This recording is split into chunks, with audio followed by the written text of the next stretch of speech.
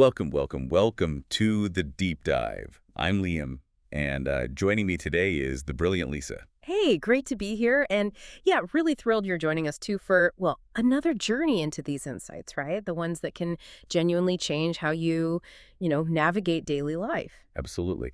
And today we're embarking on a deep dive into something incredibly powerful. It really underpins everything, doesn't it? Every decision we make, every interaction we have. Ultimately, the quality of our lives. Yeah. And it's clear thinking. That's it. The silent superpower we all possess, yet, well, often neglect. That's so right. And this isn't just about being smart in the traditional sense or, having a high IQ. It's much more fundamental. It's about the mechanics of how we process information, how we react under pressure, how we make choices. Especially in those, ordinary moments. Exactly. Those everyday moments that subtly shape our future, maybe far more than the big, dramatic decisions we tend to focus on. These everyday choices, the ones we barely even notice, they're often where our sort of defaults just take over. So think about it. Why do some people consistently get better results than others, even when they have access to the exact same information? It's puzzling, right?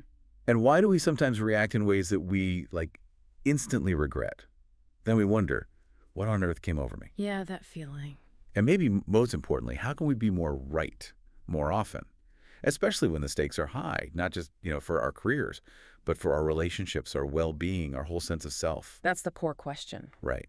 So that's our mission today, to really unpack the invisible forces, the enemies that hinder clear thinking, then explore the profound strengths that help us overcome them. And discover practical safeguards, things you can actually do to protect yourself. Exactly. And ultimately, learn to make better decisions, decisions that truly align with what matters most in life. Yeah, and we'll be exploring how much of what we think is active, deliberate thought is actually just, well, a knee-jerk reaction. It's quite surprising sometimes. We'll reveal how to create that crucial pause, that space between stimulus and response, transforming those automatic, often, frankly, detrimental default reactions into conscious, intentional choices. So it's about gaining control. It really is. Gaining control where you previously might have felt you had none. Okay.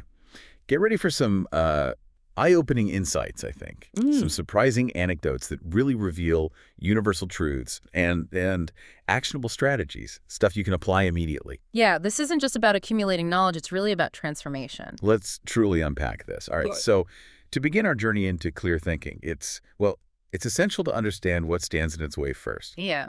What are these invisible enemies, as we're calling them, that consistently undermine our ability to think clearly, especially in those ordinary, everyday moments that just seem to slip by unnoticed? It's fascinating, Liam, because so much of what we consider thinking is, in fact, reacting, just reacting without any real reasoning behind it.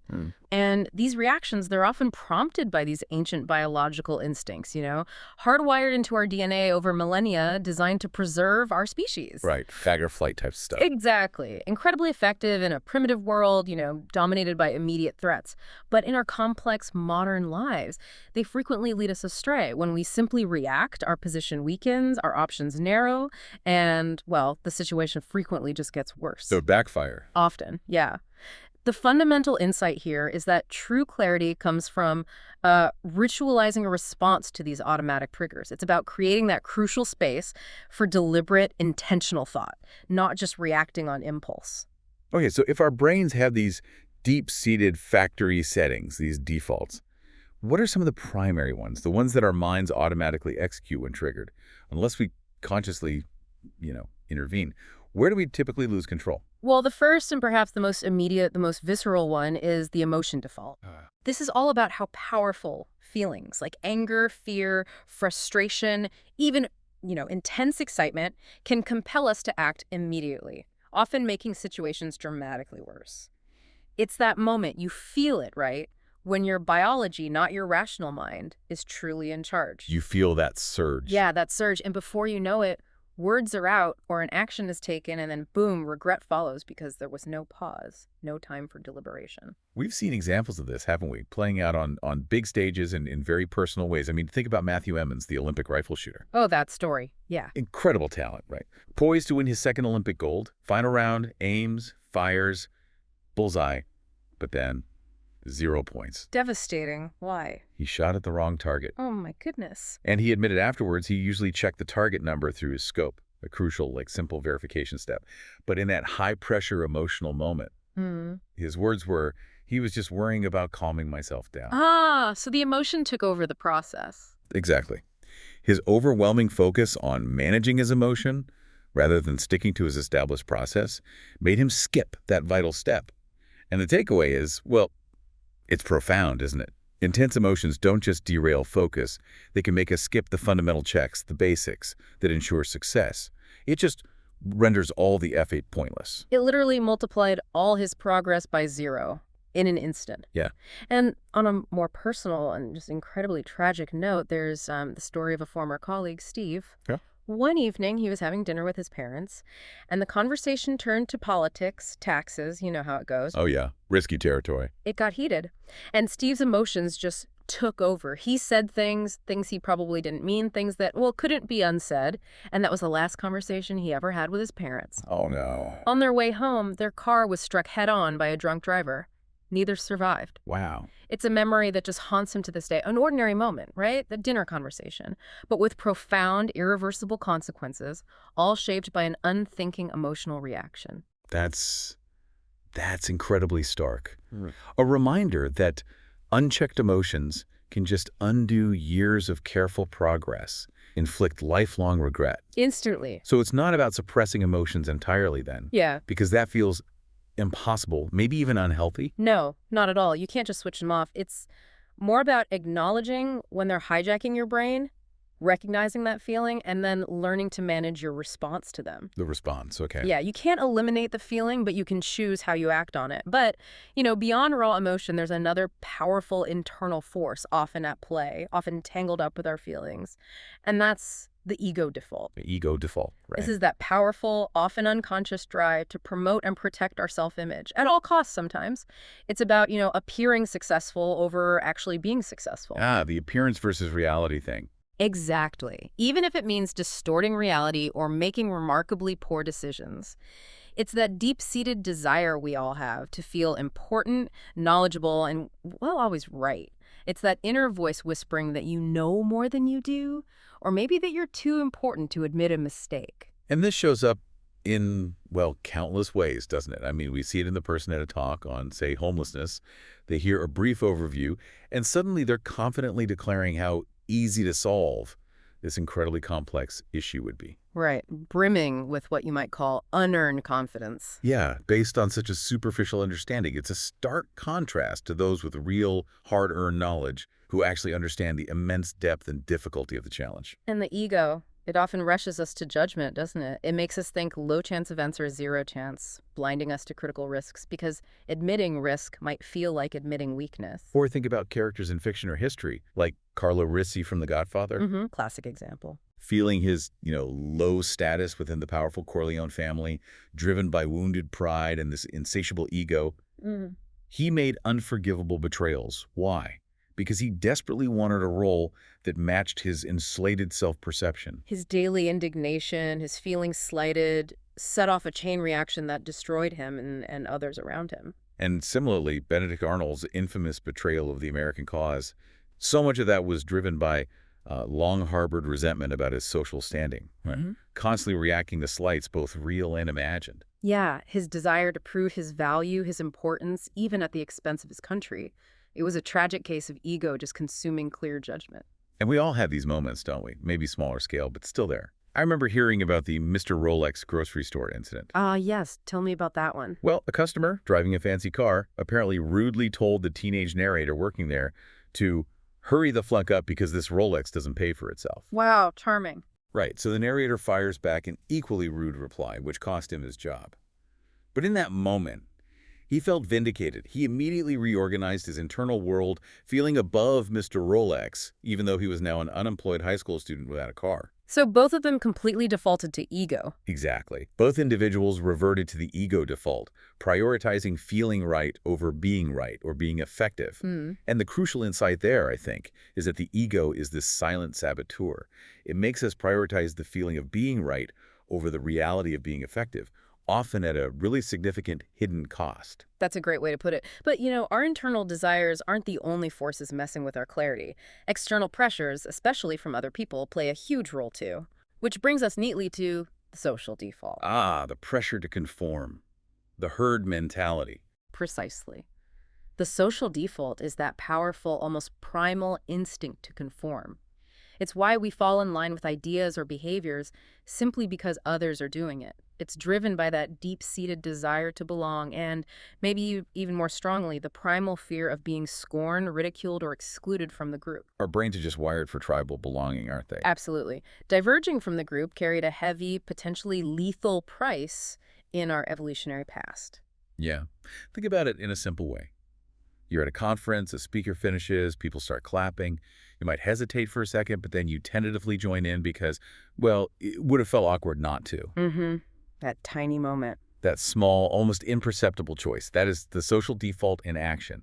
And this need to fit in, it makes us outsource our thoughts sometimes, doesn't it? It really does. There's this Princeton professor, Robert George, who famously asks his students what their position on slavery would have been if they were white and living in the South before abolition. Oh, interesting question.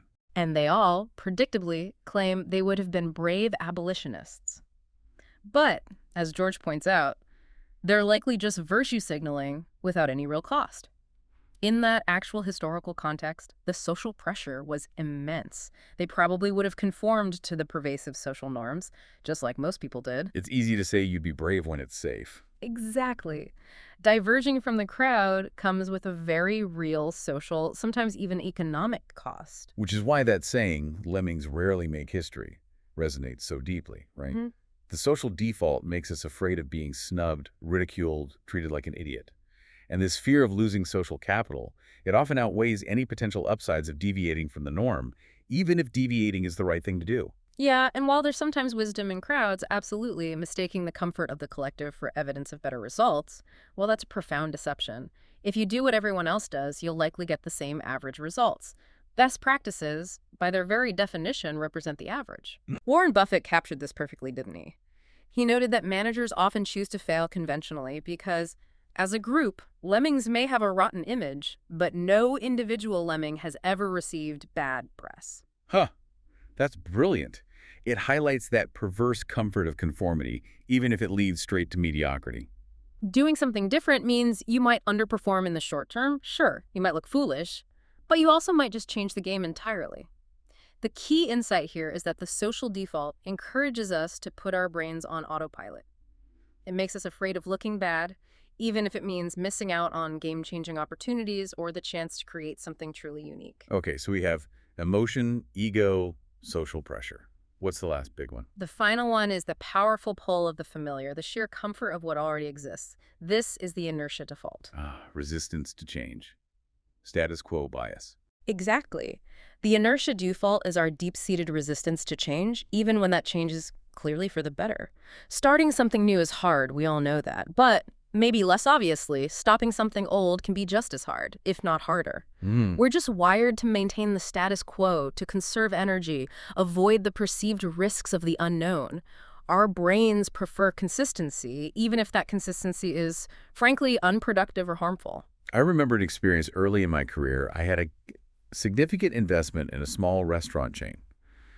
The CEO, initially brilliant, but he slowly became, well, dictatorial and ineffective. Oh, dear. And the change was so gradual, like that frog in slowly boiling water analogy, right? It was hard to notice until it was almost too late. Even though I'd made good returns initially, I was incredibly hesitant to exit. My internal monologue was just full of excuses. Justifying staying. Totally. Oh, I'd made multiples on the investment already. I believed in its long-term future. It took a friend giving me a really blunt assessment and me intentionally stepping back to realize how deeply the inertia default, probably fueled by a bit of ego too, had kept me stuck in a position that was becoming really dangerous. Wow. You almost lost a lot. Came awfully close to losing a whole lot of money just by clinging to the familiar, even when the facts were practically screaming at me otherwise. And history is just littered with similar examples, isn't it? When the automobile, the airplane, radio, television, the internet, when they were first introduced, they were all initially dismissed as fads, as temporary novelties. Right. People resisted change, even revolutionary change, just because of inertia.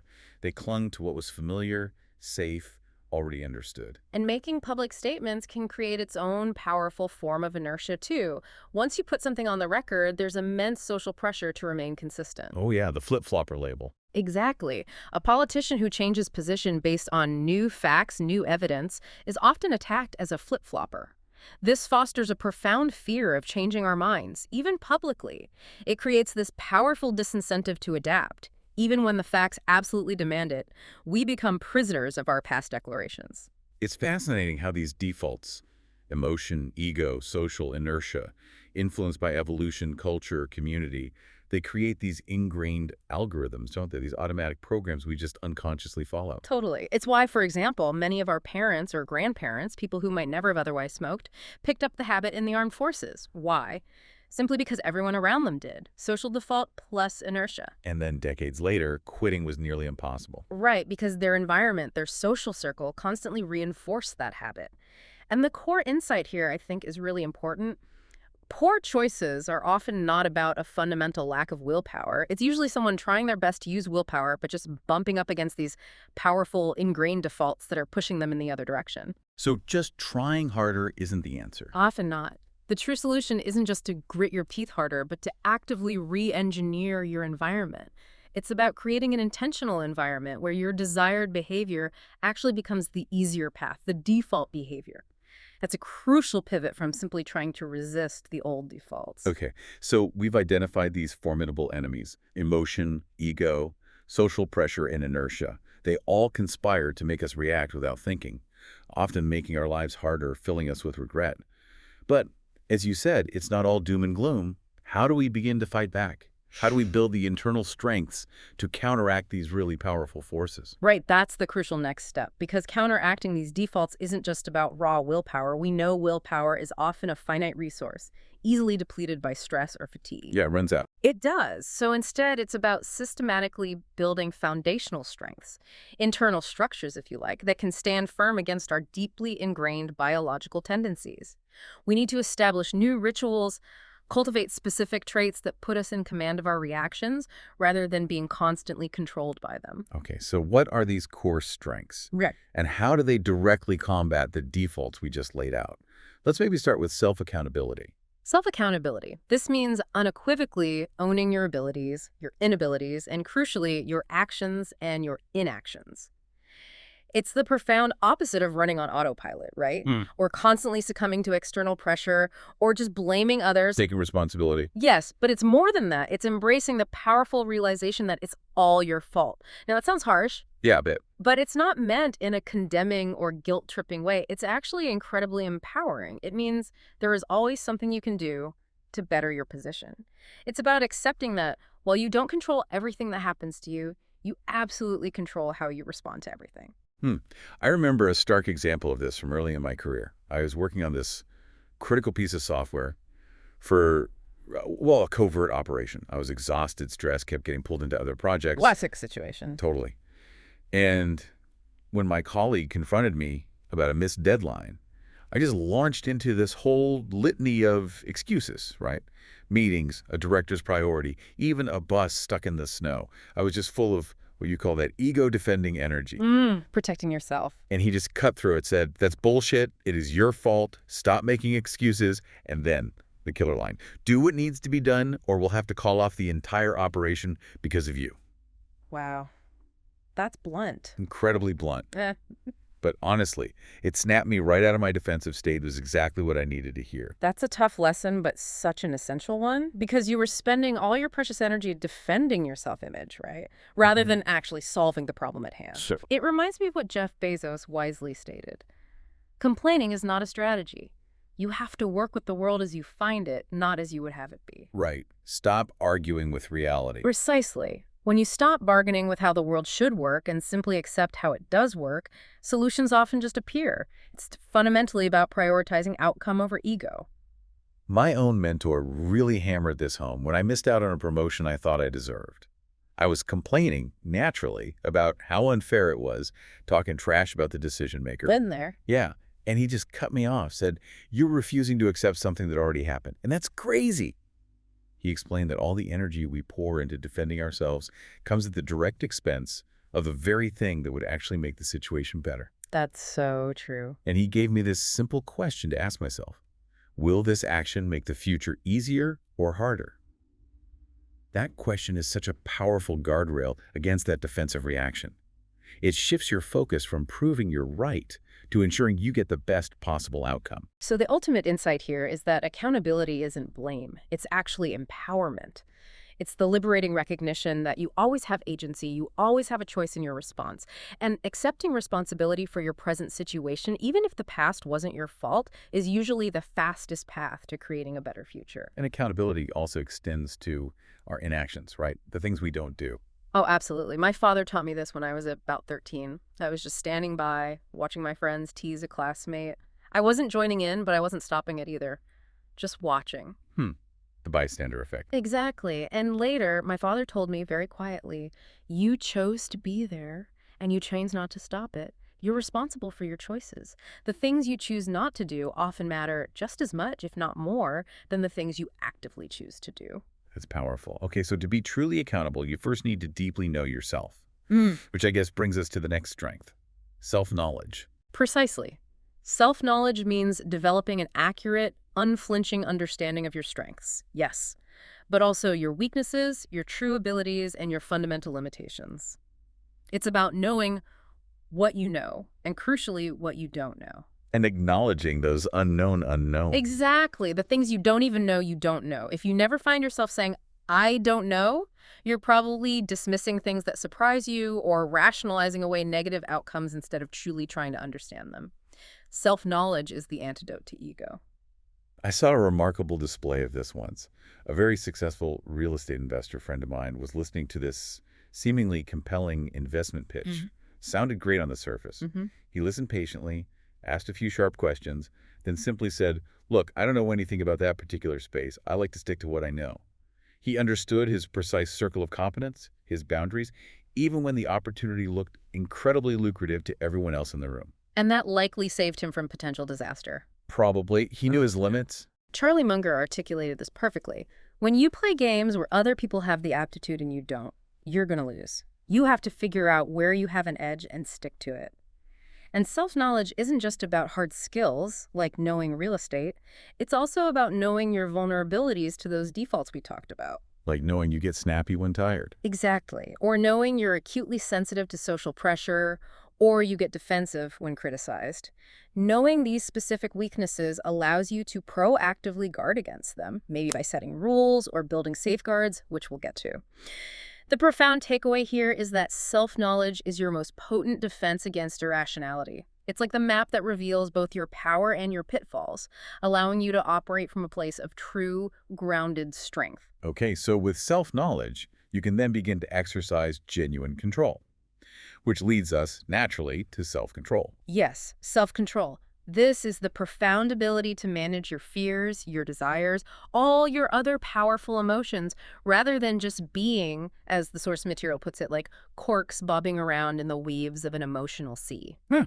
I like that image, bobbing around. Right. It's about making the conscious decision to seize the helm of your life, to steer your own ship despite the waves of emotion swirling around you, rather than letting them determine your direction or, worse, capsize you completely. When you see a toddler throwing a full-blown tantrum, you're witnessing the emotion default, completely unchecked, right? Absolutely zero self-control.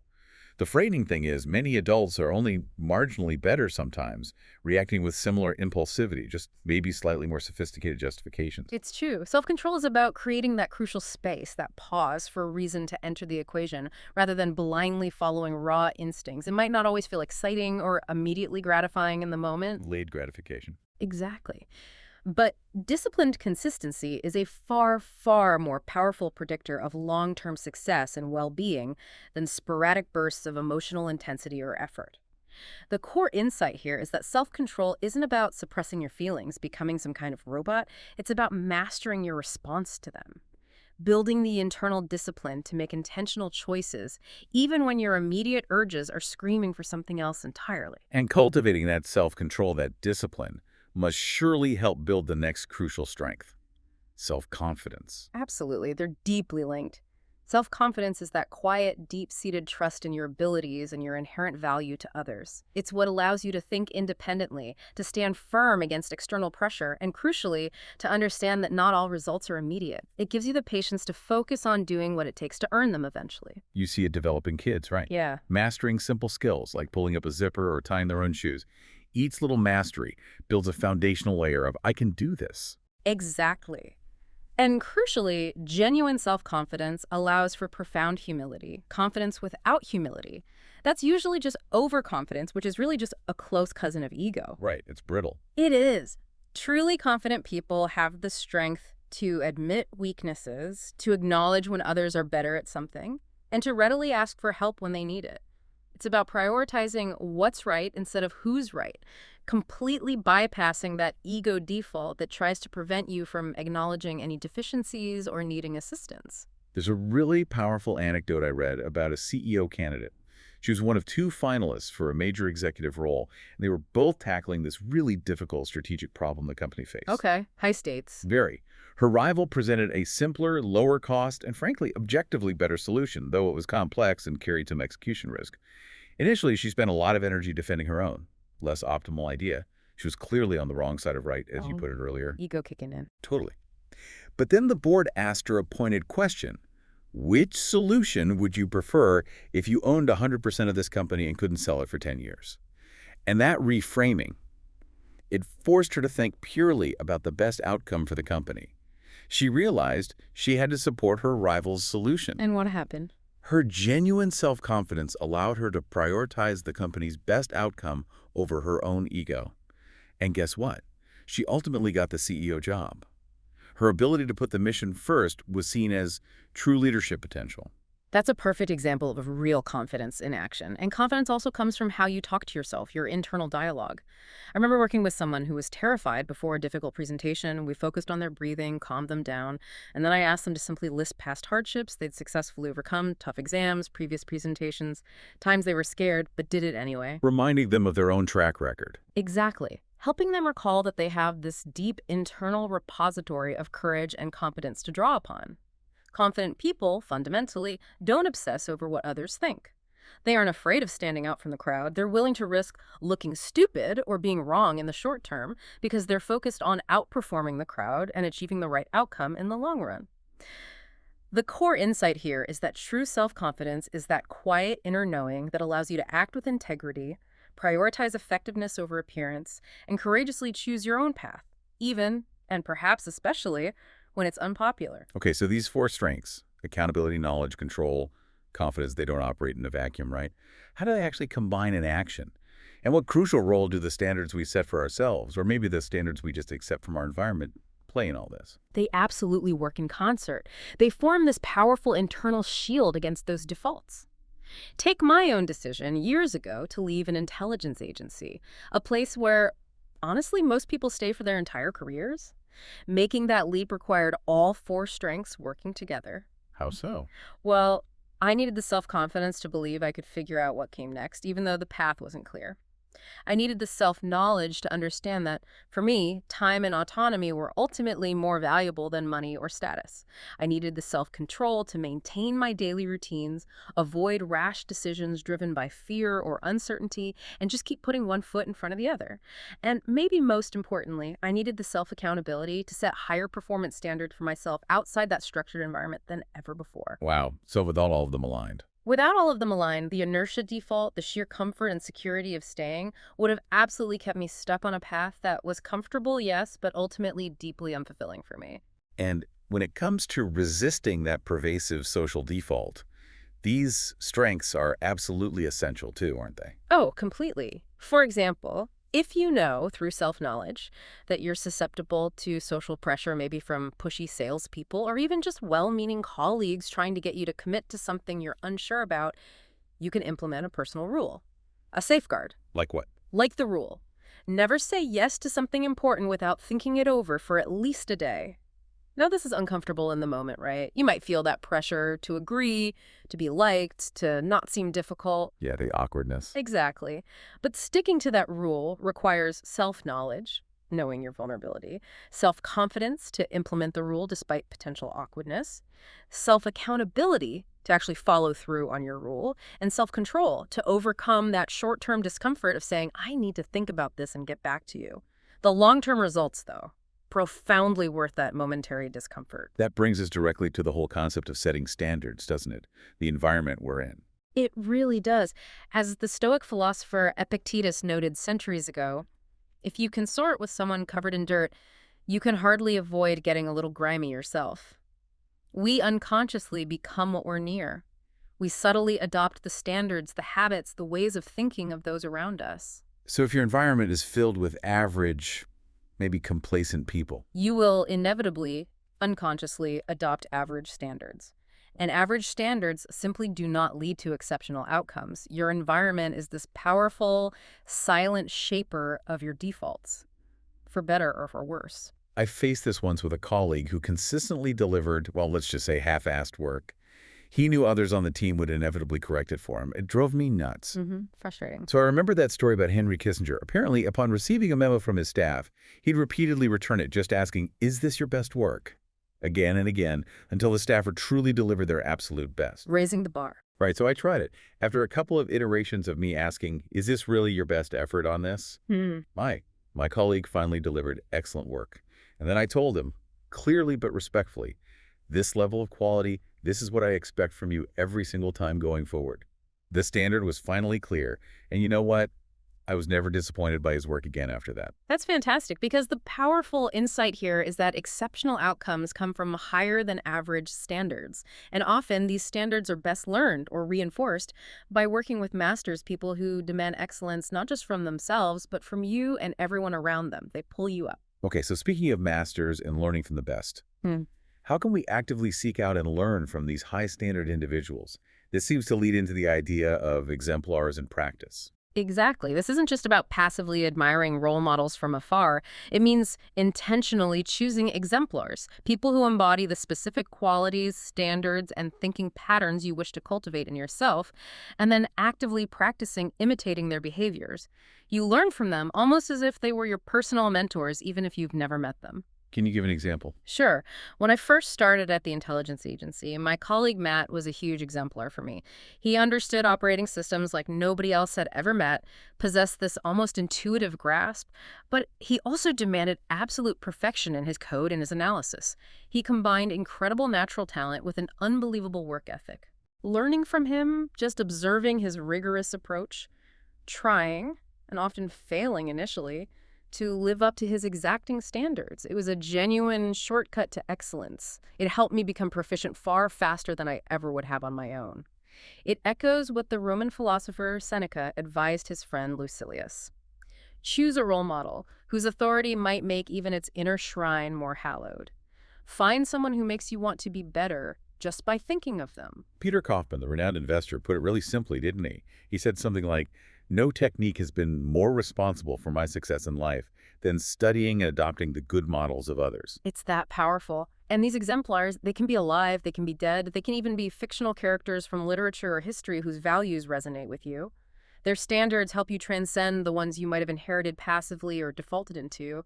They provide a kind of North Star to guide your thinking and your behavior, especially when you're under pressure. So you build this mental repository of good behavior to draw upon, instead of just reacting blindly. Exactly. You ask yourself, what would my exemplar do in this situation? And one of my key intellectual exemplars has always been Charlie Munger. He profoundly raised my standard for even having an opinion on something. How so? By his famous rule, I never allow myself to have an opinion on anything unless I know the other side's argument better than they do. Now, that's not just about winning debates. No, it forces you to really understand. It forces you to challenge your own beliefs, to actively seek out disconfirming evidence. And in doing so, you truly earn the confidence to endorse your own position. It builds incredibly robust thinking, far beyond what mere willpower could ever achieve. It's a deliberate practice. Jim Collins' concept of a personal board of directors takes this even further, doesn't it? It does. He suggests you intentionally choose people for this board, not just because they're successful, but specifically because of their values and their character. He calls them the sorts of people I wouldn't want to let down. This intentional curation of your key influences constantly pushes you to be better, anchoring your standards to something beyond just your own fluctuating moods or motivations. And it's worth remembering, too, as Denzel Washington reminds us, you never know who you touch, Yeah. how important your example can be to someone else. That's such a powerful thought. The insight here is that you might already be an exemplar for someone else without even realizing it. Everything you do, every standard you hold yourself to, has the potential to subtly change someone else's life for the better, simply by providing a higher, more intentional model of behavior. Choosing your exemplars is also, in a way, a reciprocal act of growth. It lifts everyone. Okay, so we've diligently worked on building our internal strengths, accountability, knowledge, control, confidence. And we've intentionally identified our exemplars to help raise our standards. But even with all that internal armor plating, our deeply ingrained defaults are still lurking, aren't they? Always ready to pull us back into those unthinking reactions, especially when we're tired or stressed. Lisa, how do we actively manage our inherent weaknesses and ensure we're making truly clear, intentional decisions when it really counts the most? This is where safeguards become absolutely indispensable. Think of them as intentional tools, systems, or routines that protect us from ourselves, especially from those weaknesses we can't simply overcome with strength or willpower alone. Like biological limitations. Exactly. Things like hunger, fatigue, stress, or even just being too emotional or too proud in a particular moment. As the brilliant physicist Richard Feynman wisely said, the first principle is that you must not fool yourself, and you are the easiest person to fool. We are masters of self-deception. It's so true. And we often fail to see our own flaws, right? For like three main reasons. They're ingrained habits we don't even notice anymore. Our ego actively tries to protect our self-image, papering over the cracks. Phonetically. And we simply have a limited perspective. It's hard to understand a system that we are a part of. Yeah. So how do we get that crucial, often uncomfortable feedback from the world? The feedback that offers us that rare golden opportunity for getting better. Well, a really powerful example comes from Commander Michael Abrashoff in the USS Benfold. When he took command, the ship was apparently truly dysfunctional. The crew was sullen, unmotivated, performance was terrible. Okay, a tough situation. Very. But he didn't come in firing people or drastically changing the hierarchy. He changed himself first. He started by identifying his own blind spots, his own assumptions, and then deliberately started looking at the world from the crew's perspective. What did he see? One small but significant thing he noticed was officers habitually cutting the lunch line and eating separately from the enlisted sailors. It subtly signaled their perceived superiority, creating resentment. Now, instead of issuing a direct command to stop it, Which might have backfired. exactly, he simply went to the very end of the line himself, got his food, and ate with the sailors. The very next week, everyone waited patiently in line and ate together. No command was ever issued. He transformed the ship's culture, piece by piece, by changing his own behavior first, shifting his perspective to genuinely understand the crew's viewpoint.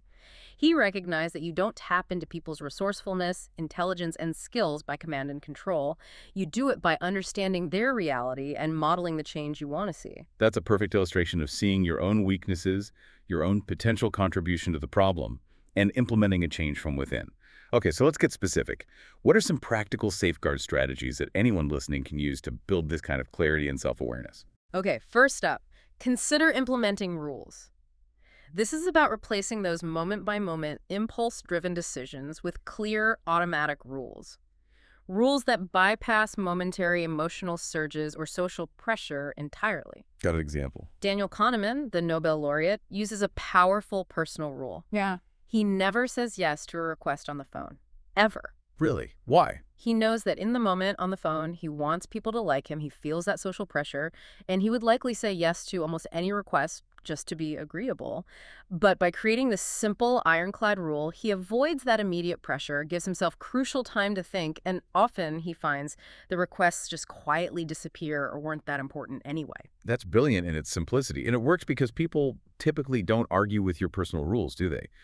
They might question a specific decision, but they tend to respect established rules. Exactly. Oh, that's just how Liam is. Whether it's, I only drink soda at dinner on Friday, or I go to the gym every day no matter what, even if you don't feel like it.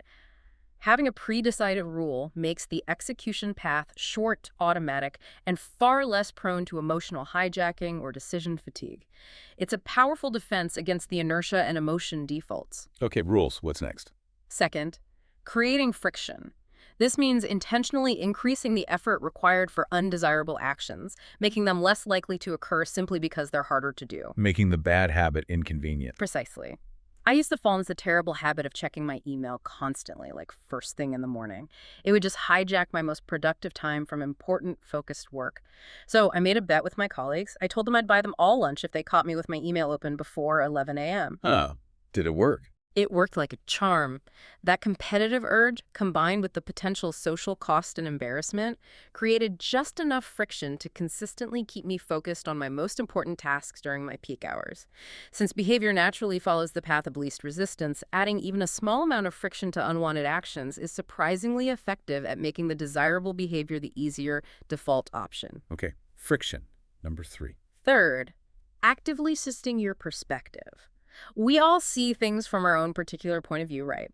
And that inherent perspective inevitably creates blind spots. I recall a coworker, incredibly smart guy, but he really struggled to relate to others because he was always trying to prove he was right, always defending his position. The ego default again. Big time. But he recognized this in himself, which was huge, and he began deliberate practice. He started asking in meetings, okay, what did I miss here? And then after listening intently, he'd follow up with, what else did I miss? Simple questions, but powerful. Incredibly powerful. This simple shift in questioning forced him to genuinely try to see the situation through others' eyes. It directly countered his self-serving bias and his ego default. And within months, honestly, he transformed. He became this trusted conduit of information and eventually a really respected leader simply by changing his questions to actively embrace different perspectives rather than just defending his own. Okay. Perspective shift. 4th safeguard.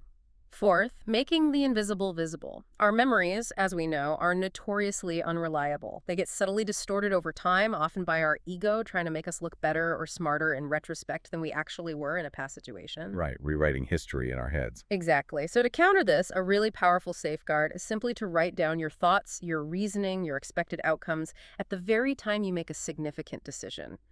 This creates an unbiased, immutable record. It prevents your ego from later creating a more favorable narrative or engaging in that useless Monday morning quarterbacking. It's a critical step in truly honestly learning from your decisions, both the good ones and the bad ones. Okay, that makes sense. Now, inevitably, we will make mistakes, Right. even with all these strengths and safeguards. So next, let's talk about handling mistakes. They seem absolutely inevitable just because we're human, we have limitations, blind spots. Completely inevitable. But the real mistake, the one that causes lasting damage, usually isn't the first one. It's trying to cover it up, avoid responsibility, or worst of all, refusing to learn anything from it. I remember my kids learned this the hard way once. They accidentally broke a vase, then panicked and lied about it. When I eventually uncovered the truth, the consequences they faced weren't really for breaking the vase that was an accident. Things happen. The real consequences were for the lying. Right. Because there are 3 profound problems with trying to cover up a mistake. First, you obviously can't genuinely learn from it if you're denying it happened or blaming someone else. Second, covering up quickly becomes a detrimental habit, making it easier to lie the next time. And third, it almost always makes the original situation much, much worse in the long run. The cover-up becomes bigger than the crime. So how do we handle mistakes effectively so they become springboards for growth, not anchors of regret? There seem to be 4 clear steps. 1, accept responsibility. Even if it's not entirely or solely your fault, it's still your problem now, and you have a role in handling it. You simply cannot learn if you're stuck blaming others or external circumstances. Just own your part. Okay. Step 2. 2, learn from the mistake. Reflect deeply, maybe using that written record we talked about. What were the thoughts, feelings, actions that led to it? If you don't accurately identify the causes, you're just condemned to repeat the mistake later. 3. 3, commit to doing better. Don't just feel bad about it. Formulate a concrete plan. Maybe it's building a specific strength. Maybe it's installing a new safeguard or rule. What will you do differently next time? And finally. 4, repair the damage. This step often requires consistency and patience, much like healing a physical wound. Apologize if necessary, make amends where possible, and demonstrate through your actions over time that you've learned and changed. It reminds me of that story about the sports general manager who apparently lost his job after making a particularly bad player trade. Ah, yes. His inner saboteur, as they called it, convinced him he was an imposter, totally eroding his confidence, paralyzing him. Instead of just Accepting the mistake, learning from it, and moving on, he kept looking for more data to justify his initial poor decision, constantly replaying scenarios in his head. Trying to prove he wasn't wrong. Exactly. And as the saying goes, mistakes turn into anchors if you don't accept them. They just weigh you down, prevent any forward momentum. Which brings us beautifully to the process over outcome principle. This is so important. Think about Pete Carroll, the Seattle Seahawks coach, and that infamous decision in Super Bowl XLine X, opting for a pass instead of running with Marshawn Lynch from the 1-yard line. Oh, that play. Still debated. Right. The result was a devastating interception, a loss that shocked millions. Everyone instantly called it the greatest mistake of all time. But Carroll steadfastly maintained, even afterwards, that his process leading to that call was sound. It was based on probabilities, on scouting his opponent's defensive tendencies in that specific goal line situation. So the outcome was terrible, but the thinking behind it might have been logical. Exactly. And the profound insight here is that the quality of a single decision isn't determined solely by the quality of the outcome. A good process, based on clear thinking, sound data, and probabilities, can still lead to a bad outcome sometimes, just due to unpredictable luck or external factors you couldn't foresee. And conversely, a bad process can occasionally get lucky with a good outcome. Precisely. So if you genuinely want to improve your decision-making and clear thinking over the long haul, you must evaluate your reasoning, your process, at the time you made the decision, not based on hindsight and knowing the outcome. Focus on consistently refining your process, and the outcomes over time will inevitably improve. Don't get fooled by randomness. Okay, that's a huge shift in perspective. Focus on the process. So now that we have a better handle on safeguards and how to approach mistakes, how do we make those conscious, high-stakes decisions more effectively? What fundamentally makes something a decision versus just a choice or a reaction? Well, a decision in the context we're talking about, clear thinking, involves conscious, deliberate thought and evaluation. It's not just a casual selection between options, and it's certainly not an automatic reaction. Yeah. When our defaults, emotion, ego, inertia are running the show, we often just react without thinking. That doesn't even qualify as a true decision. It's merely a knee-jerk response. Oh, got it.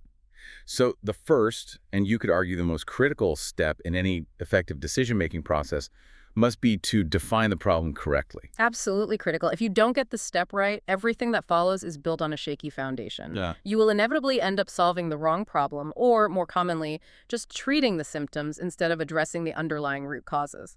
I've seen it happen so many times in meetings. A team gathers, someone announces a perceived problem, and boom, everyone immediately jumps to brainstorming solutions without taking the time to properly define what they're actually trying to achieve or what the real obstacles are that stand in the way. It's often the social default at work again, isn't it? Pushing us to act quickly, to look busy, to prove we're adding value, even if it means we're diligently solving the wrong thing. And it's always, always much easier, much less painful in the short term to treat the symptoms than to find and address the underlying disease. Like taking painkillers instead of fixing the broken bone. Perfect analogy. I once took over a department where the core software would regularly freeze up, requiring a physical server reboot literally every single weekend. My team was constantly solving this problem by dutifully coming in and rebooting it, which, by the way, cost a fortune in overtime, the real problem. It was a painful underlying code issue, a fundamental flaw that no one wanted to address because fixing it required weeks of difficult, messy, fundamental re-engineering. Not just 5 minutes of a simple reboot. We were effectively just putting out the same fire week after week, only to let it reignite because we never dealt with the faulty wiring underneath. So how do we safeguard this crucial problem definition stage, prevent that jump to solutions? A really effective technique is to implement a problem-solution firewall. This simply means holding 2 entirely separate meetings. Meeting 1 is dedicated solely, rigorously, to clearly defining the problem. What is it? What isn't it? What are the root causes? What does success look like? Then, only in a later distinct meeting do you start exploring and evaluating potential solutions. Forcing a pause. Exactly. It forces deeper understanding, encourages different perspectives to surface, and prevents that premature, often symptom-focused solutioning. Also, another powerful safeguard here is to make the invisible visible again. Simply try writing down the problem statement. If you find yourself using jargon, buzzwords, or vague terms, it's a clear sign you don't fully understand it yet yourself. Keep breaking it down, refining it until it's crystal clear and unambiguous. Okay, firewall and writing it down makes sense. So once the problem is truly clearly defined, Then we need to explore possible solutions, right? Yes. And this involves more than just brainstorming a list. It involves actively imagining different possible futures that could result from each potential solution. And crucially, anticipating what could realistically go wrong with each one. As the venture capitalist Josh Wolfe famously says, failure often comes from a failure to imagine failure. You can't just hope for the best. You need to proactively anticipate potential pitfalls and maybe even make contingency plans. This ties into that powerful "and then what" principle, doesn't it? Thinking about second and third order consequences. Precisely. Eating a chocolate bar when you're hungry might solve the immediate problem of hunger. First level thinking. But, and then what?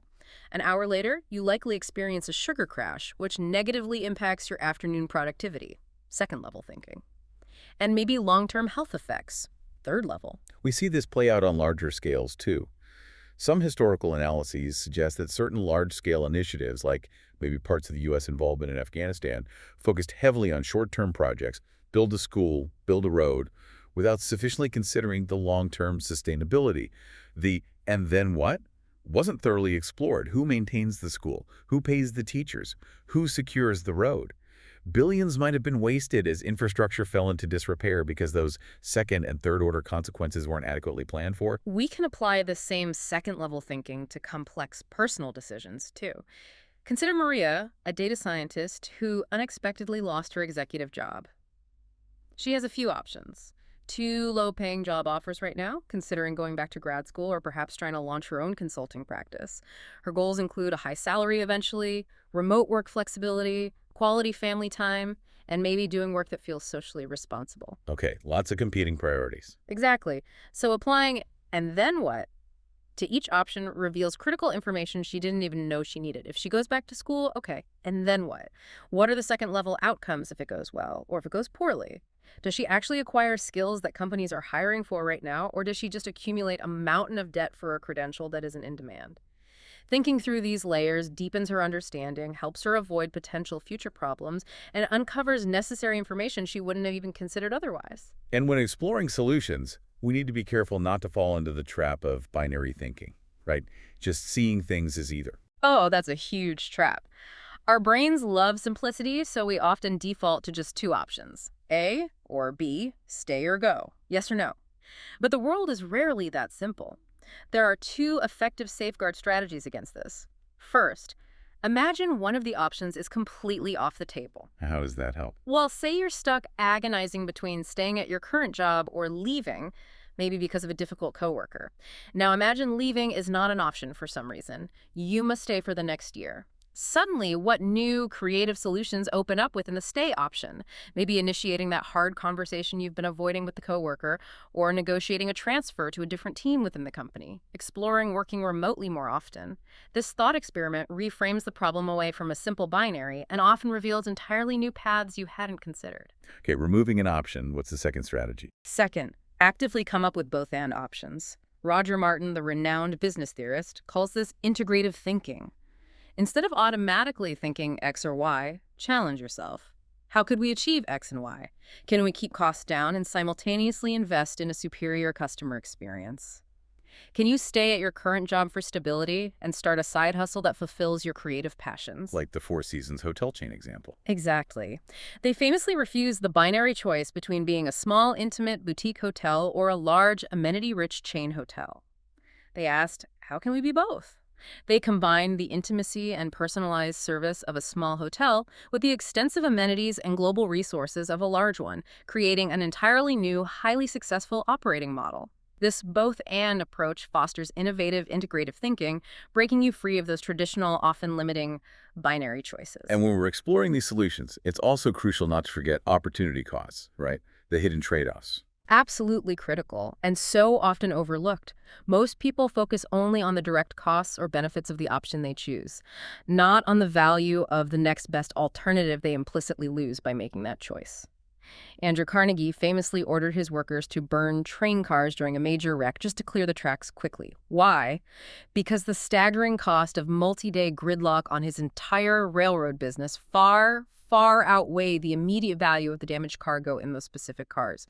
He understood the massive hidden opportunity cost of inaction or slow action. So how do we assess these hidden costs more effectively?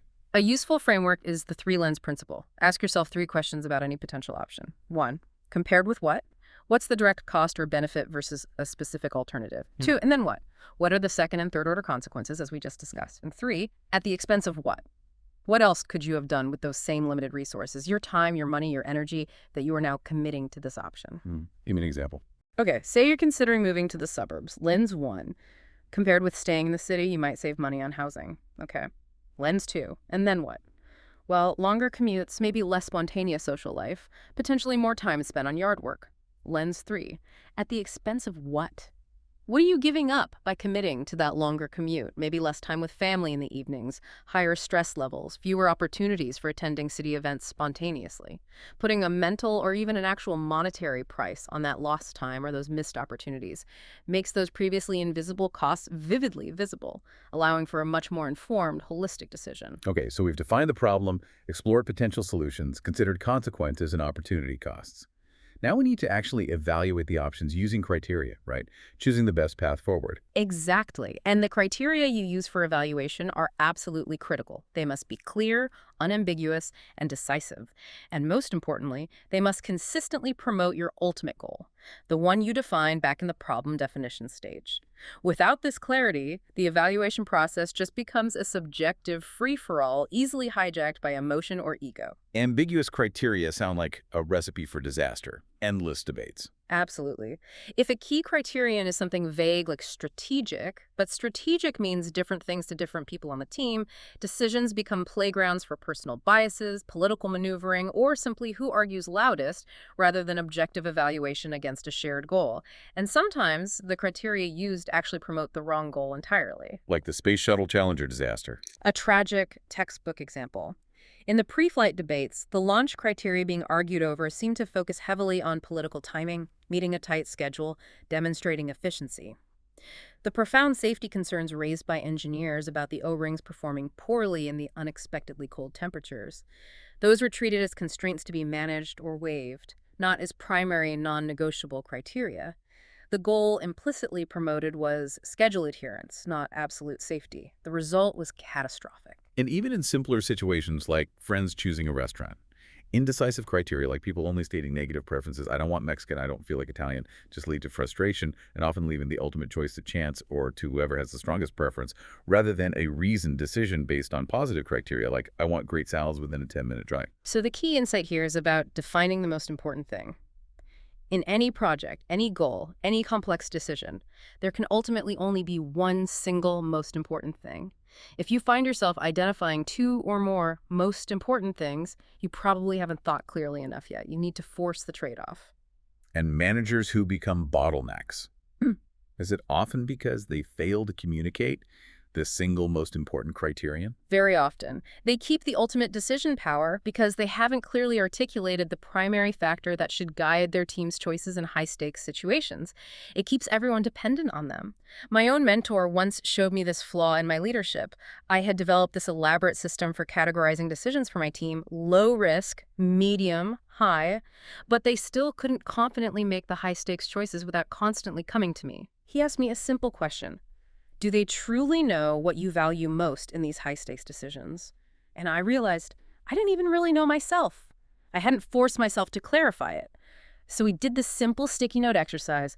We listed all the competing criteria, then compared them head to head, forcing choices, even adding quantities or weights, until we ruthlessly identified the single, undisputed, most important thing for that specific project's success. And once you communicated that? Once I clearly communicated that single overriding criterion, my team was suddenly empowered. They could make independent, effective, high-stakes decisions because they understood the ultimate objective. As long as they made a decision optimized for that most important thing, even if the outcome wasn't perfect due to unforeseen factors, they knew they weren't fundamentally wrong. That clarity is incredibly empowering. Okay, clear criteria. Focus on the most important thing. Now, to actually evaluate options against these criteria, you need accurate, reliable information. How do we get that? Well, the targeting principle for information gathering is critical first. Know precisely what specific information you're looking for before you start wading through vast oceans of data. Most information available is irrelevant noise. The real skill lies in filtering the crucial signal from that noise. The best investors, for example, often know exactly which handful of variables probabilistically govern the outcomes in their field, and they focus their entire information gathering efforts laser-like on just those few things. Don't boil the ocean. Exactly. Then there's the hi-fi principle. That stands for high fidelity information. The idea is to get your information as close to the original source as possible, unfiltered by other people's biases, interpretations, summaries, or agendas. Why is that so important? Because the further information travels from its original source, the more filters it inevitably passes through, distorting its quality and nuance. Think of the telephone game we played as kids. A nutritionist might give you a simple answer, but maybe not the underlying why or the crucial nuances for your specific situation. A summary report might miss the vital detail. Right. Information degrades. It does.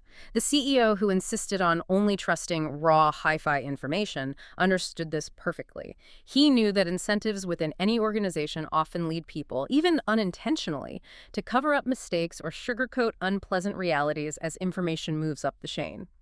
General George Marshall, during World War II, famously sent someone directly to the Pacific Theater to find out why pilots were suddenly refusing to fly missions.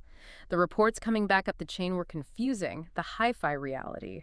The problem wasn't the planes or pilot morale, it was rampant mosquitoes causing debilitating malaria among the essential ground crews, rendering the planes unserviceable. Wow. So the root cause was completely different. Completely different, and the hi-fi information led to a simple, effective solution. Mosquito nets and repellent for the ground crews. Problem solved. So how do we ensure we're getting hi-fi information in our own lives or work? Well, you can run experiments to get direct feedback from reality, rather than relying on opinions or surveys. Like the mattress company Tuft & Needle, who famously started selling mattresses online before they even had them fully manufactured, just to truly test real-world demand and validate their market assumptions directly. That's hi-fi. Bold move. Also, critically, always evaluate the motivations and incentives of your sources. Everyone has a limited perspective, everyone has biases, and often people have a self-interest, conscious or unconscious, that subtly colors the information they provide.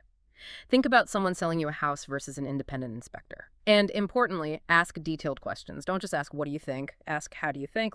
Ask what variables they would use to make the decision, what specific data they rely on, what they know that others might not, what their mental process would be for solving a problem like this.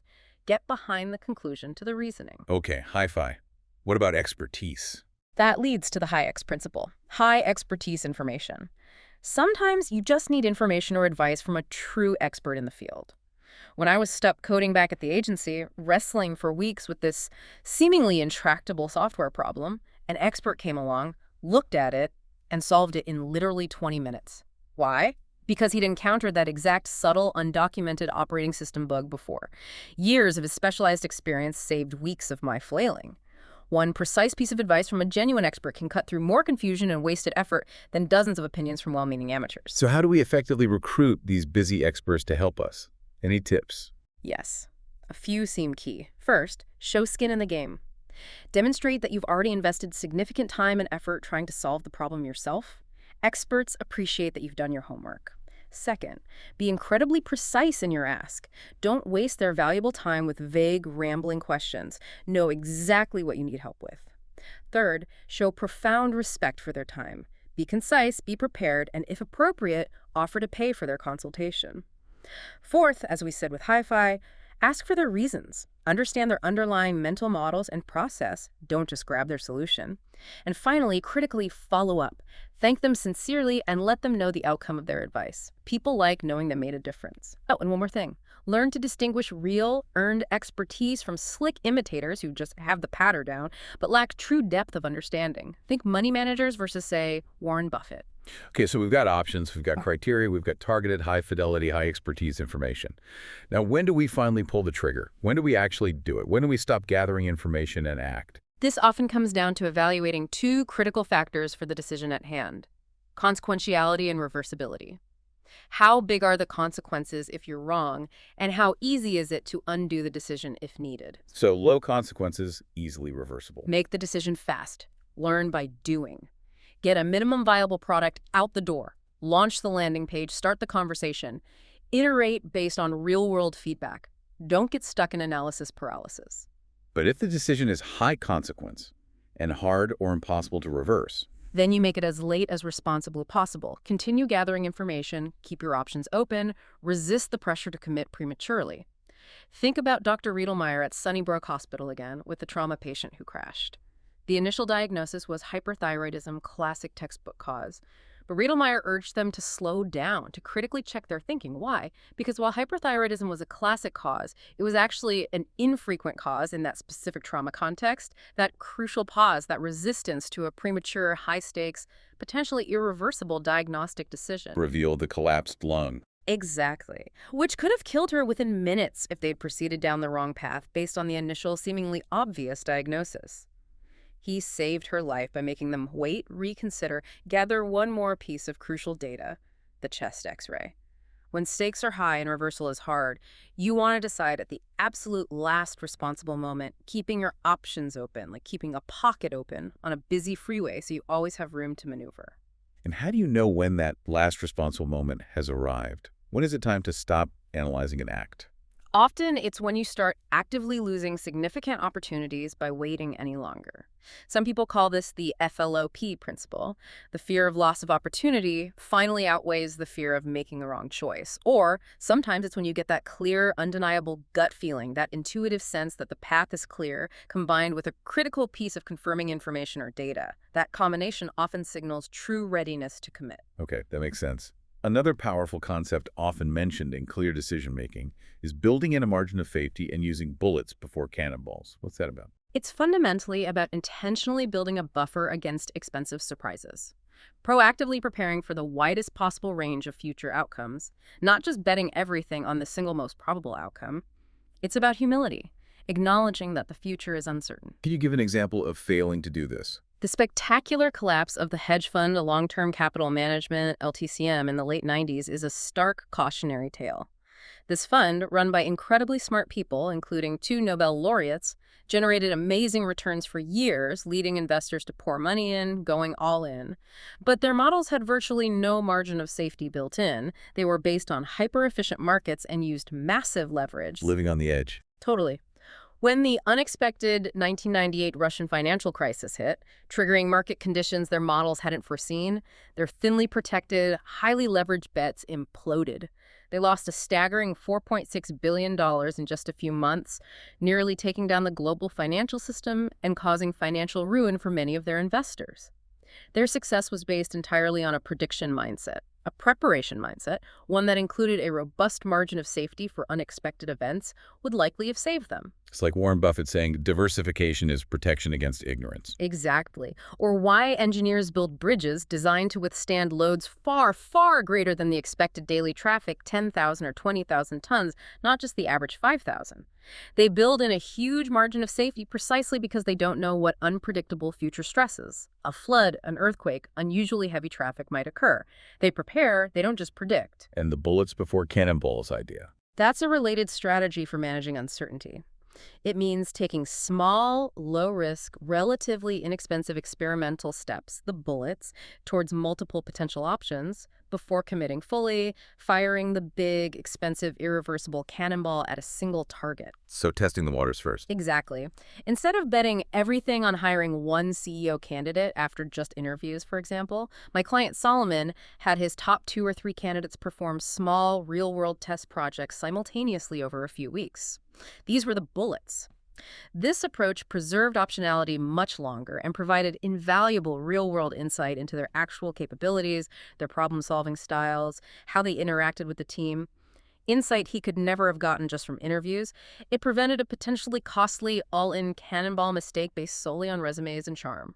It might make you look a bit slower or less decisive in the short term, but it protects you from those catastrophic, irreversible failures. Okay, margin of safety, bullets before cannonballs. Yeah. Now, here's a fascinating safeguard, especially for big life decisions.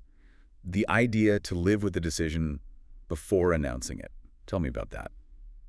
This is a really powerful safeguard against potential regret, particularly for those major emotionally charged life decisions, changing careers, moving cities, ending a relationship. I made a personal rule for myself. Make the tentative decision, then intentionally sleep on it for at least one night, ideally longer, before telling anyone or taking irreversible action. What do you do during that living with it, period. Before bed, I'd actually write a note to myself, maybe in a journal, explaining my reasoning for the decision as clearly as possible. Then, in the morning, fresh perspective, I'd read that note almost as if it were a new piece of information coming from someone else. And honestly, often, my best thinking from the night before, when read in the cold light of day, fell short, revealed subtle flaws, or just didn't feel right anymore. Interesting. So it's like a final check. Exactly. Living with a decision, even internally and unannounced, allows your brain, both rational and emotional, to process it more fully. It's like your mind starts filtering all new incoming information through the lens of, okay, I've made this decision, and you get an emotional gut check. Does this decision truly feel good in my bones? Am I relieved or am I anxious? It's a powerful final filter before you commit publicly and create that inertia we talked about earlier. Okay, live with it first. Finally, what about fail-safes? These sound like proactive procedures to ensure execution stays on track, especially in complex or dangerous situations. Precisely. Think of Mount Everest climbing and the infamous summit fever. Climbers become so fixated on reaching the top, they expend all their energy and oxygen getting there, completely neglecting the fact that the descent is often just as, if not more, dangerous. They run out of resources on the way down. So a fail-safe would be, Clear, non-negotiable tripwires or turnaround times established before you even start the final ascent. For example, if we are not on the summit by 1 p.m., we turn back, no matter how close we are. No exceptions. These pre-agreed procedures act as essential fail-safes to prevent disastrous judgment errors made under extreme fatigue, hypoxia, and emotional pressure. this ties into the military concept of commander's intent, doesn't it? Empowering teams. Absolutely. Great leaders empower their teams to act effectively and improvise intelligently without constant approval by clearly communicating the why behind the mission, the overarching strategy, the rationale, the desired end state, and critically, the operational limits or boundaries, the left and right markers. They don't just tell people what to do, they make sure everyone understands why they're doing it and what success looks like. So the leader doesn't become a bottleneck. Exactly. This prevents the leader from being a constant bottleneck for every little decision and ensures the team can adapt and make smart choices independently when unforeseen circumstances inevitably arise. If your team consistently falls apart or grinds to a halt the moment you're not physically present, that's not actually a sign of your indispensability. It's often a sign of a profound failure in communicating clear intent and truly empowering your people. And one last powerful failsafe, this one for ourselves, is the Ulysses Pact, right? Or tying your hands. Yes. This is named after the Greek myth, where Ulysses, knowing he couldn't resist the siren's alluring, deadly song, had his crew tie him tightly to the ship's mast and plug their own ears with wax. He pre-committed to a course of action then to overcome his known future weakness later. So we can do this for ourselves. Absolutely. You pre-commit to a course of action now, while you're thinking clearly and rationally, to overcome your anticipated future weaknesses or temptations when you know you'll be vulnerable. Examples: ridding your home entirely of junk food to avoid late-night cravings when willpower is low, setting up automated investments or savings transfers so you don't impulsively spend the money, agreeing to that non-negotiable Everest turnaround time beforehand. These structural changes, these pre-commitments, make your desired behavior the automatic, easier default, freeing up immense mental energy and willpower for other more complex problems. It's essentially about designing your environment and your future self's constraints for success. Wow, what an incredibly profound deep dive this has been, seriously. From dissecting our inherent mental defaults, emotion, ego, social inertia, to meticulously building resilience through internal strengths, and then making better, clearer decisions using all these practical safeguards. It all seems to culminate ultimately in this essential, maybe even timeless question of knowing what truly matters in the first place and aligning our precious lives with that. You've hit it exactly. The entire journey of learning to think more clearly, of making better decisions, it leads us inevitably to perhaps the most important core of all. What are your goals in the first place? What are you actually aiming for? Because all these successful execution in the world, All the efficient decision-making, all the perfectly implemented strategies, it's utterly meaningless, completely hollow if you find you've been relentlessly pursuing the wrong things all along. It's like that classic image. Climbing the ladder of success with incredible efficiency, only to reach the top and realize, with dawning horror, that your ladder has been leaning against the wrong wall the entire time. Charles Dickens in A Christmas Carol offers such a powerful, timeless lesson here, doesn't it? Ebenezer Scrooge. He perfectly embodies the dangers of living solely by society's scoreboard, obsessively pursuing money, status, power at all costs, completely neglecting human connection, compassion, joy. And visited by the spirits, he's brutally forced to confront the long-term, devastating, lonely consequences of a life driven solely by greed and social comparison. He realizes, thankfully just before it's truly too late for him, that his life was utterly empty, and that the key to a successful life, as he discovers, is good company and meaningful relationships, not the gold in his counting house. And this powerfully illustrates that psychological phenomenon known as the hedonic treadmill, right? Absolutely. It's so well documented. It's where achieving a goal you've longed for, maybe getting that new car, the big promotion, reaching a certain income level, brings this temporary, exhilarating burst of euphoria. Happiness. But it doesn't last. It rarely does. Almost inevitably, that achievement quickly becomes the new norm. Your baseline resets. And you find yourself reverting to your previous base level discontent, maybe even feeling a bit empty and just starting to want more. You start taking the good things completely for granted. As the saying goes, comparison is truly the thief of joy. We constantly chase these "I'll be happy when" scenarios, but the when arrives, becomes the new normal, and we just keep wanting more, perpetually outrunning true, lasting contentment. It's a really sobering thought. Because, as the wisdom of experience often reveals, many people who are objectively successful by societal standards, wealthy, powerful, famous, are living lives that, if we look closely, I wouldn't want to have. It's true. They meticulously mastered how to get what they wanted, they climbed their ladder efficiently, but the source material suggests the things they wanted weren't worth wanting in the first place. They end up chasing praise and recognition from people who don't matter, often at the expense of the people who truly do. They reach the summit, look around, and find it's a cold, lonely, hollow victory. So, if that's the trap, if chasing society's scoreboard often leads to emptiness, what should we be wanting? Where can we find guidance on goals that are worth pursuing? Well, for profound insights here, we can turn to who the source calls the happiness experts. These are older people, studied extensively by researchers like Carl Pillemer, author of 30 Lessons for Living.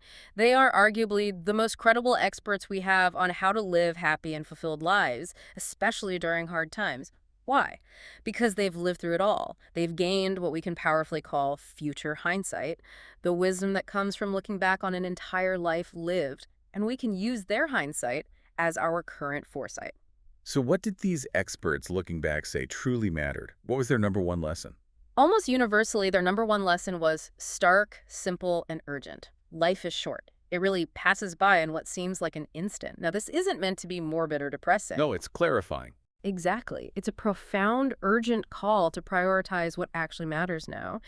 And their consistent priorities, looking back, almost always included things like expressing genuine gratitude regularly, spending maximum possible quality time with children and loved ones, truly savoring daily, simple pleasures, a good cup of coffee, sunshine, a walk, working in a job you genuinely love or find meaningful, not just for the paycheck, and choosing your life partner with immense care and wisdom. And what about the things they didn't prioritize? The things that maybe seemed important earlier in life but faded in significance looking back? Equally revealing and perhaps more surprising to many. What they didn't prioritize, what rarely made their list of important things in a life well lived, included accumulating great wealth beyond basic security, achieving high status or fame, maximizing career earning potential above all else, or, interestingly, holding on to grudges or trying to get even with people who had slighted them in the past.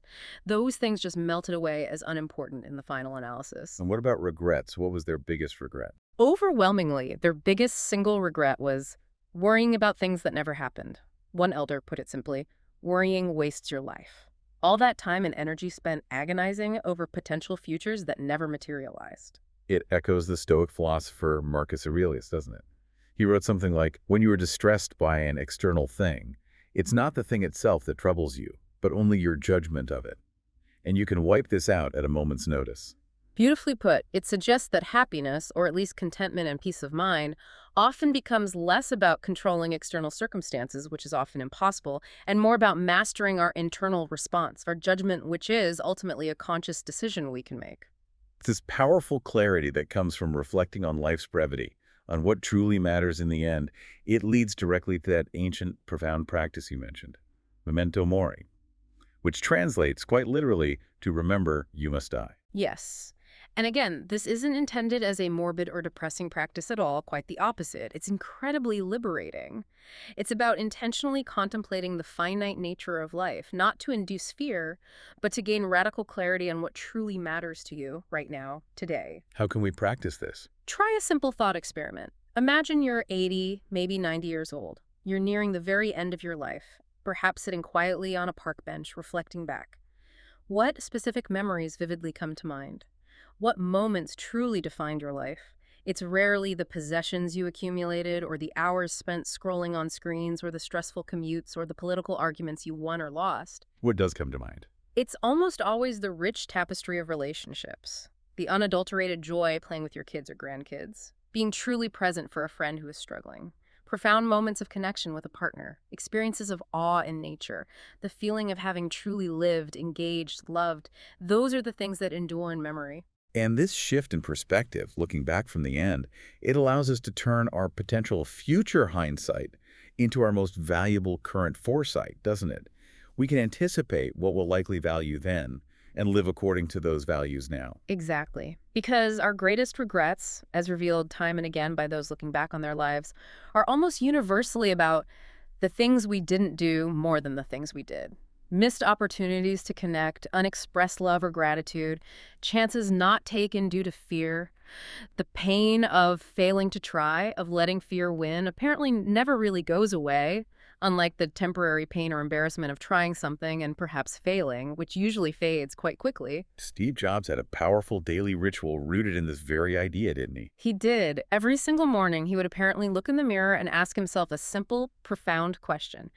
If today were the last day of my life, would I want to do what I'm about to do today? Wow.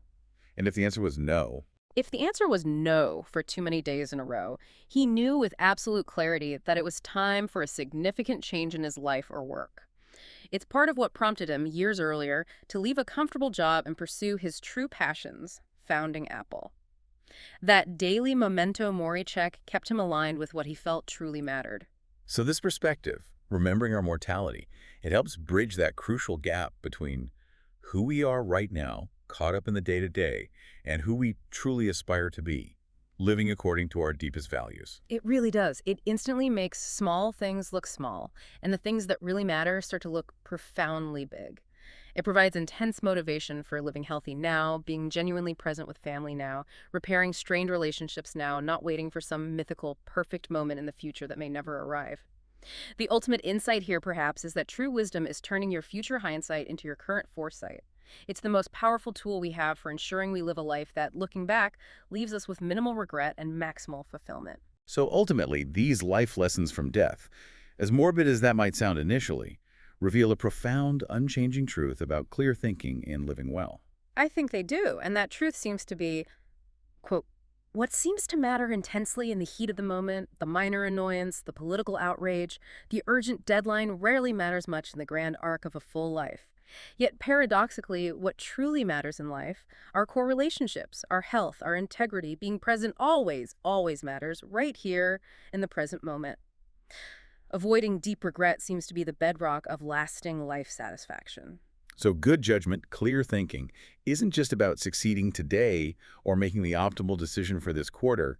It's about structuring your entire life with the end in mind. Exactly. It's about consciously aligning yourself with how the world actually works, understanding our human defaults and limitations, and intentionally designing systems, safeguards, and habits when you're at your best, thinking clearly to guide and protect you when inevitably you're at your worst, tired, stressed, or emotional.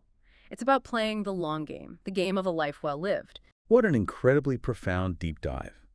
From really dissecting our inherent mental defaults to meticulously building resilience through those core strengths, and then learning how to make better, clearer decisions using practical safeguards. It truly all culminates in this essential, timeless question of knowing what actually matters to us and aligning our precious finite lives with it. It's a powerful and I think ultimately liberating reminder, isn't it, that clear thinking isn't merely some niche skill just for work or high-stakes crisis situations.